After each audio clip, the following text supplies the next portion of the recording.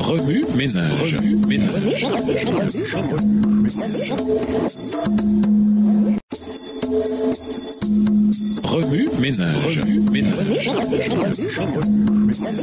Bienvenue dans notre émission Remue ménage. Nous voilà la leçon de mardi. Investiguer. Lisons Apocalypse 18, les versets 1 à 4. Daniel 7, les versets 8, 20, 24 et 25. Apocalypse 7, les versets 1 à 4. Matthieu 24, verset 24. 2 Thessaloniciens 2, les versets 3 à 10. 2 Timothée 3, les versets 1 à 9. Zacharie 10, verset 1 et Ésaïe 60, les versets 1 à 3. Apocalypse 18, les versets 1 à 4. Après cela, je vis descendre du ciel un autre ange qui avait une grande autorité, et la terre fut éclairée de sa gloire. Il cria d'une voix forte, disant, elle est tombée, Babylone la grande. Elle est devenue une habitation de démons, un repère de tout esprit impur, un repère de tout oiseau impur et odieux, parce que toutes les nations ont bu du vin de la fureur de son impudicité, et que les rois de la terre se sont livrés avec elle à l'impudicité, et que les marchands de la terre se sont enrichis par la puissance de son luxe. Et j'entendis du ciel une autre voix qui disait, sortez du milieu d'elle, mon peuple, afin que vous ne participiez point à ses péchés, et que vous n'ayez point part à ses fléaux. Daniel 7, les versets 8, 20, 24 et 25.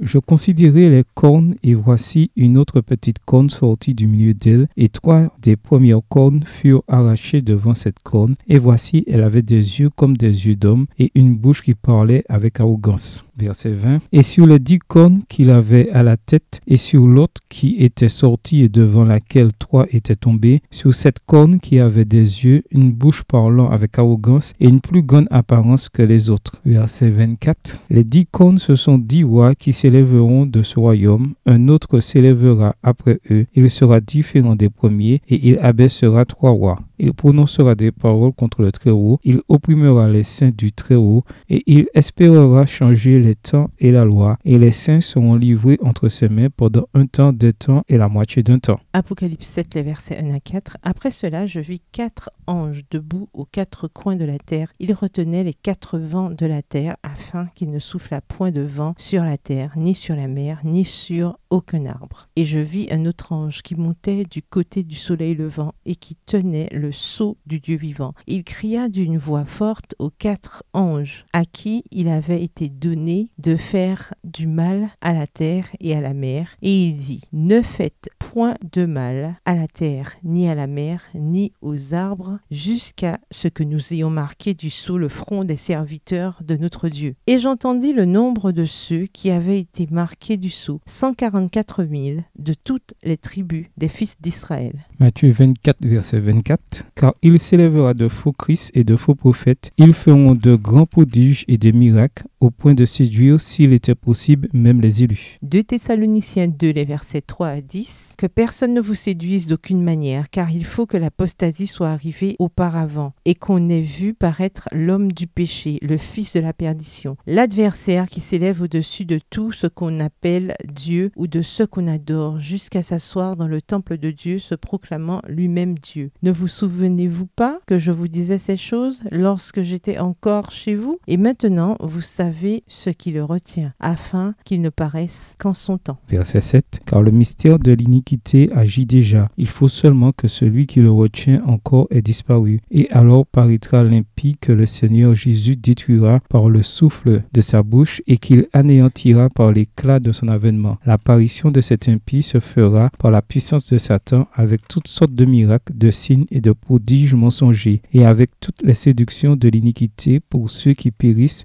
parce qu'ils n'ont pas reçu l'amour de la vérité pour être sauvés. 2 Timothée 3, les versets 1 à 9. Sache que dans les derniers jours, il y aura des temps difficiles, car les hommes seront égoïstes, amis de l'argent, fanfarons, hautains, blasphémateurs, rebelles à leurs parents, ingrats, irréligieux, insensibles, déloyaux, calomniateurs, intempérants, cruels, ennemis des gens de bien, traîtres, emportés, enflammés d'orgueil, aimant le plaisir plus que Dieu, ayant l'apparence de la piété, mais reniant ce qui en fait la force. Éloigne-toi de ces hommes-là. Verset 6. Il en est parmi eux qui s'introduisent dans les maisons et qui captivent des femmes d'un esprit faible et borné, chargées de péché, agitées par des passions de toute espèce, apprenant tout toujours et ne pouvant jamais arriver à la connaissance de la vérité. De même que Janès et Jambres s'opposèrent à Moïse, de même ces hommes s'opposent à la vérité, étant corrompus d'entendement réprouvé en ce qui concerne la foi. Mais ils ne feront pas de plus grand progrès, car leur folie sera manifeste pour tous, comme le fut celle de ces deux hommes. Zacharie 10, verset 1. Demandez à l'Éternel la pluie du printemps. L'Éternel produira des éclairs, et il vous enverra une abondante pluie. Il donnera à chacun de l'herbe dans son champ. Isaïe 60, versets 1 à 3. Lève-toi, sois éclairé, car ta lumière arrive, et la gloire de l'Éternel se lève sur toi. Voici les ténèbres couvrent la terre, et l'obscurité les peuples. Mais sur toi l'Éternel se lève, sur toi sa gloire apparaît. Des nations marchent à ta lumière, et des rois à la clarté de tes rayons. Remue-ménage. Quelle relation ces versets ont-ils avec le passage principal?